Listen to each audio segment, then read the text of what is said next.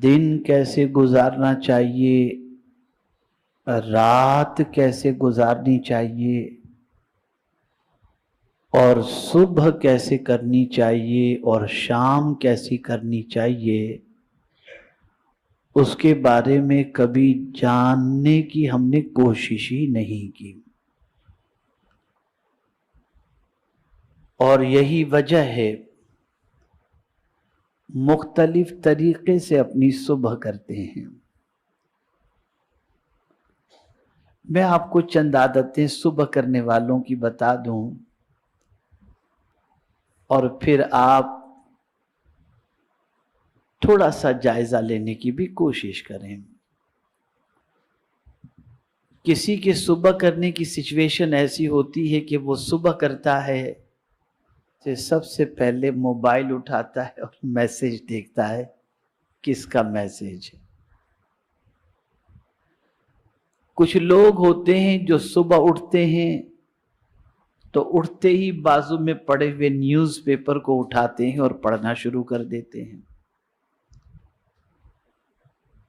कुछ लोग सुबह करते हैं, देहातों के रहने वाले, बीड़ी सिगरेट तंबाकू के आदी, तो उठ करके पहले सिगरेट पीते नजर आते हैं, बीड़ी पीते नजर आते हैं। तो सबकी सुबह करने की मुख्तलिफ आदतें हैं। अब हम कुरान से पूछते हैं, ऐ कुरान तू बता सुबह कैसे करें। तो मेरे प्यारे आका सल्लल्लाहु ताला अलैहि वसल्लम के प्यारे दीवानों,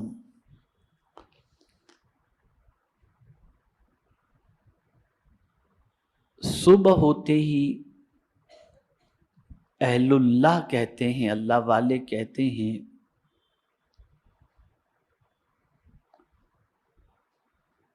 कि ऐसा कोई दिन नहीं जिसमें इब्ने आदम को सुबह हुई और अल्लाह ने उस पर 10 काम फर्ज न किए। सुबह होते कितने काम फर्ज न किए हों? 10। पहली चीज, जब सोकर उठे तो अल्लाह ताला का कुछ न कुछ जिक्र करे, ये पहला काम उसका। और उसकी दलील क्या है? तो कुरान शरीफ की ये आदत, ये आयत करीमा, वसब्बिह बिहम्दि रब्बिकाहीन तक़ूम, यानी ए बंदे जब तू सुबह उठे तो अपने रब की हम्द के साथ तस्बीह कर ले। यानी सुबह उठ तो उठते ही पहले अपने रब की हम्द के साथ तस्बीह कर, यानी अल्हम्दुलिल्लाह सुबहानल्लाह। उठते ही पहले ये कहे, न मोबाइल ढूंढ, न अखबार ढूंढ, न बीड़ी ढूंढ, न सिगरेट ढूंढ। आंख खुली जैसे ही सुबह हुई, जबान पर पहले अल्हम्दुलिल्लाह सुबहानल्लाह या सुबहानल्लाहि व बिहम्दिही अपनी जबान से कहो। ये पहला फर्ज।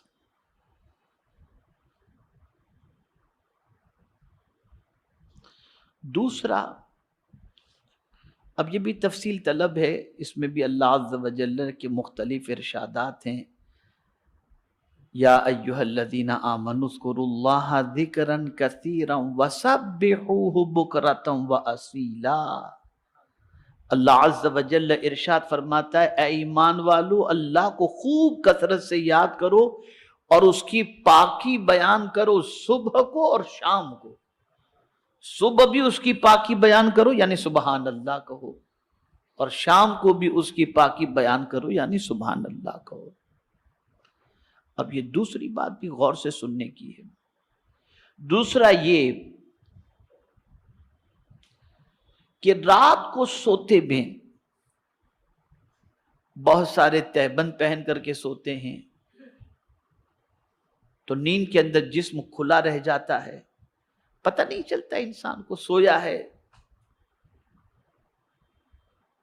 तो फरमाया गया कि सुबह उठ के पहला काम, जैसे ही आंख खुली अपने कपड़ों को दुरुस्त करो, यानी जो सत्र तुम्हारा खुल चुका था उस सत्र को पहले ढांक दो اور اس کی دلیل لائے، یا بنی آدم خذوا زینتکم عند کل مسجد، یعنی اے بندو اپنی زینت لیے رہو، یعنی کپڑے پہنے رہو، اور زینت کم سے کم وہ کپڑا ہے جو واجب الستر یعنی اعضاء کو چھپا سکے۔ اس لیے کہ تمہیں صبح اٹھ کے نماز پڑھنی ہے نا، تو جب صبح فجر کی نماز تمہیں ادا کرنی ہے تو بغیر ستر چھپائے ہوئے، یعنی پردہ پوشی کیے ہوئے ستر کو جو ہے جو کھل گیا تھا اسے چھپائے تو نماز نہیں ہوگی، تو پہلے اپنے کپڑے تم درست کر لو، یہ دوسرا کام۔ تیسرا فرض یہ ہے کہ نماز کے لیے نماز کے وقت میں بندہ کامل وضو کرے۔ اب دیکھیں ترتیب کتنی اچھی ہے، اٹھو تو سبحان اللہ الحمدللہ کہو، کپڑے درست کرو، اور پھر تیسرا کام کیا آ گیا، یا ایھا الذین آمنوا اذا قمتم الی الصلاۃ فاغسلوا وجوہکم، یعنی اب جب تم کپڑے بھی ٹھیک کر چکے، اللہ کی تسبیح بھی کر چکے، حمد بھی کر چکے، تو اب نماز کے لیے تم کو جانا ہے نا، تو پہلے وضو کر لو۔ یہ تیسرا کام، یعنی اب اٹھنے کے بعد ضرورت سے فارغ، آپ استنجا وغیرہ سے فارغ ہو گئے، اب نماز کی تیاری میں لگ جاؤ، یعنی یہ ابتدا اٹھتے کام، یہ فکر سب سے پہلے ہونی چاہیے۔ چوتھا فرض، نماز کو نماز کے وقت میں کامل طریقے سے ادا کرو، یہ نہیں کہ فجر کی نماز جانے دو، 10 بجے اٹھ کے پڑھیں گے والی پوزیشن نہیں، 11 بجے اٹھ کے پڑھنے والی پوزیشن نہیں۔ ان الصلاۃ کانت علی المؤمنین کتابا موقوتا، وضو ہو چکا، اب نماز وقت پر ادا کرو، یہ چوتھا فرض۔ پانچواں فرض یہ ہے کہ رزق کے بارے میں کیے ہوئے وعدے الہی پر پرامن رہے، یعنی مطمئن اور بے فکر۔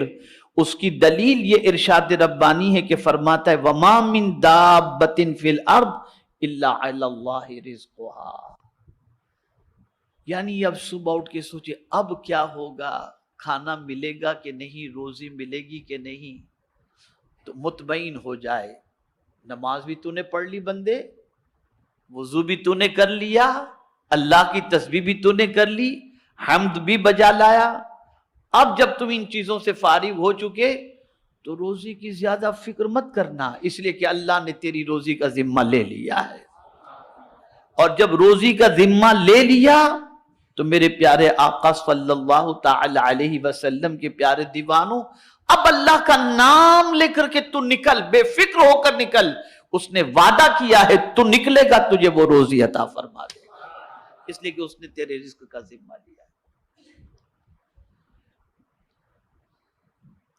میرے پیارے آقا صلی اللہ تعالی علیہ وسلم کے پیارے دیوانوں، اب یہاں ایک چھوٹی سی بات درمیان میں عرض کر دوں، صبح کی نماز ہو یا کسی بھی وقت کی نماز، خود بھی اٹھو، اپنے اہل و عیال کو بھی اٹھاؤ، خود بھی نماز پڑھو، اپنے اہل و عیال کو بھی نماز کا حکم دو۔ وَأْمُرْ أَهْلَكَ بِالصَّلَاةِ وَاصْطَبِرْ عَلَيْهَا لَا نَسْأَلُكَ رِزْقًا نَحْنُ نَرْزُقُكَ، اپنے اہل و عیال کو نماز کا حکم دو اور خود بھی نماز پر قائم رہو۔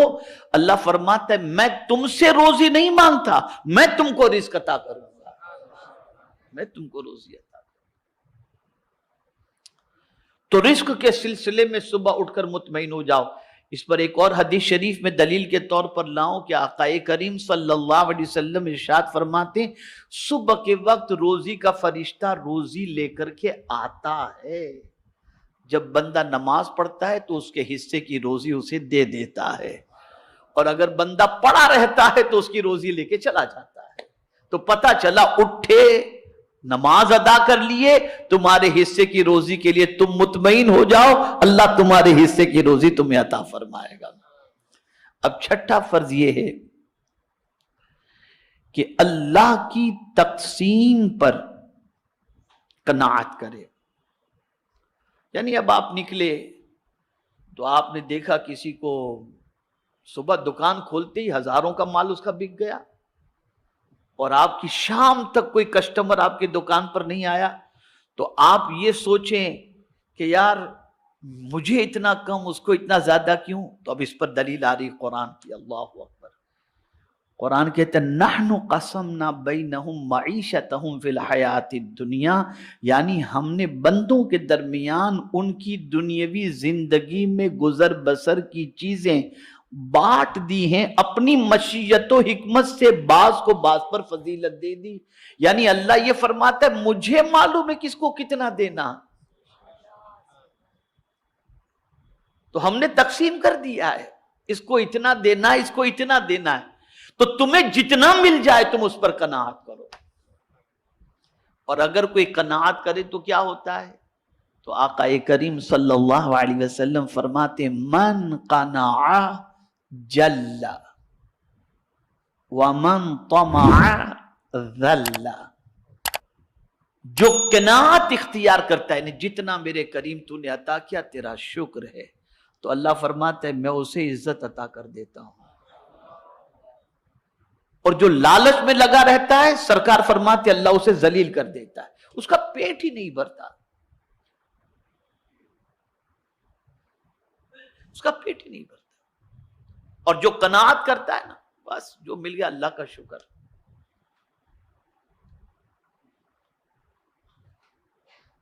اس کو میں ایک قرآن مقدس کی دوسری آیت کی روشنی میں بھی سمجھا سکتا ہوں. قناعت کو اگر سیکھنا ہے تو چونٹی سے سیکھو اور پرندے سے سیکھو. نہ ان کا کوئی گھونسلہ ہوتا ہے، نہ اگلے دن کا اسٹاک ہوتا ہے.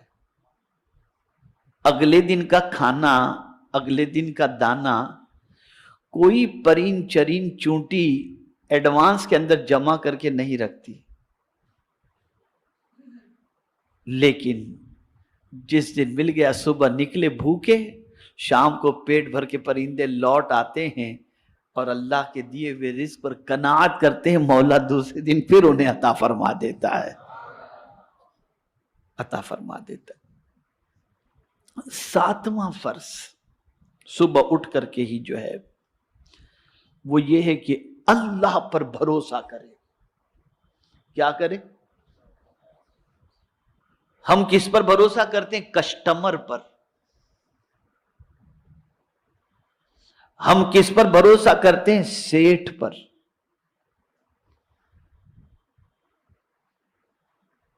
اور قرآن کہتا ہے اللہ پر بھروسہ کرو. بہت اہم بات عرض کر رہا ہوں، اگر اس نقطے کو آپ نے ذہن میں محفوظ کر لیا نا تو میں یقین کے ساتھ کہتا ہوں آپ کے دل سے پوری زندگی جو ہے نا، اس کو یاد رکھیں گے تو پوری زندگی انشاءاللہ العظیم آپ ٹینشن فری ہو جائیں گے. ابھی کنونشن کے اندر مغرب کے بعد میرا بیان تھا مہاپولی میں نے وہاں ایک جملہ کہا تھا، وہی یہاں پر کہہ دیتا ہوں، اس کے بعد آیت کی طرف آتا ہوں. میں نے کنونشن میں ایک قول پیش کیا، راستہ ایک ہی تھا. راستہ بولیے بولیے، راستہ ایک ہی تھا، فرعون ڈوب گیا، موسیٰ علیہ السلام نکل گئے. راستہ ایک ہی تھا، فرعون ڈوب گیا، موسیٰ علیہ السلام نکل گئے.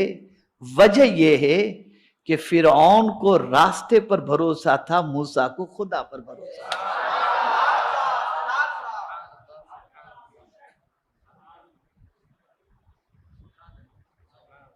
سمجھے نا؟ فرعون کو کس پر بھروسہ تھا اور موسیٰ علیہ السلام کو؟ یہ ایک بنیاد. اب ہم کسٹمر پر بھروسہ کرتے ہیں، یہ میرا کسٹمر چھوٹ گیا تو کیا ہوگا؟ ارے آہو بھگت میں لگ گئے اس کے پیچھے، چائے منگاؤ، سینڈوچ منگاؤ، کھانا منگاؤ، پانی منگاؤ، دانا منگاؤ، چل جاتا ہے. اس نے فون کیا میں نکلا ہوں، بس پہنچ رہا ہوں، راستے میں ایکسیڈنٹ ہوا، ختم معاملہ، فنش. آپ نے اس کے بھروسے پر کروڑوں کا لاکھوں کا مال بنا کر کے رکھا، اب کیا کریں؟ تو آپ کا بھروسہ کسٹمر پر تھا. تو قرآن نے کتنی عظیم بات کہی ہے، اے بندے تو صبح جب نکل یا صبح کوئی کام کا ارادہ کر، کسی پر بھروسہ مت کر، بھروسہ کرنا ہے تو کس پر کر؟ وَتَوَكَّلَ عَلَى الْحَيِّ الَّذِي لَا يَمُوتُ، اس رب پر بھروسہ کر جو زندہ رہنے والا ہے، کبھی مرنے والا ہے ہی نہیں۔ انسان مر جائے گا، کسٹمر مر جائے گا، دنیا ختم ہو جائے گی، لیکن مولا کی ذات باقی رہنے والی ذات ہے، اس لیے بندے تو اس پر بھروسہ کر۔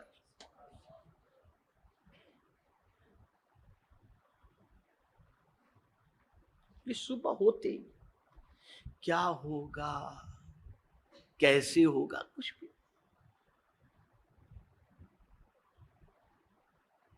یہ صبح ہوتے ہی ہمارے اوپر اللہ عز و جل لازم کر رہا ہے کہ ہم اس پر بھروسہ کریں۔ وَتَوَكَّلَ عَلَى الْحَيِّ الَّذِي لَا يَمُوتُ۔ اب آئیے 8ویں چیز کی طرف۔ بندہ اللہ کے احکام پر عمل کرنے کے سلسلے میں صبر کرے۔ صبر کے معنی کیا ہوتا ہے؟ جماؤ، جم جائے کہ مجھے اللہ کے اس حکم پر عمل کرنا ہی کرنا ہے۔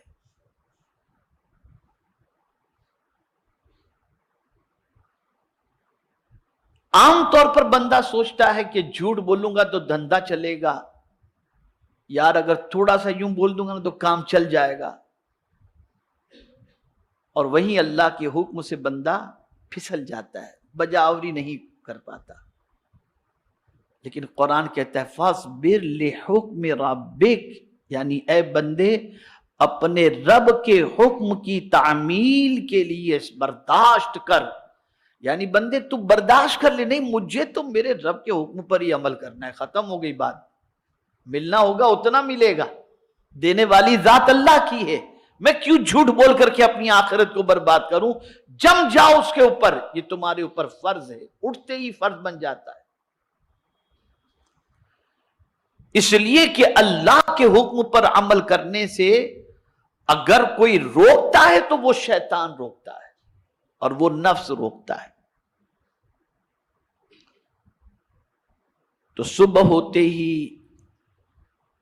مائنڈ یہ سیٹ کر لینا چاہیے کہ مجھے اپنے رب کے حکم پر صبر کرنا ہے اور اس پر جمے رہنا ہے۔ یہ 8واں فرض۔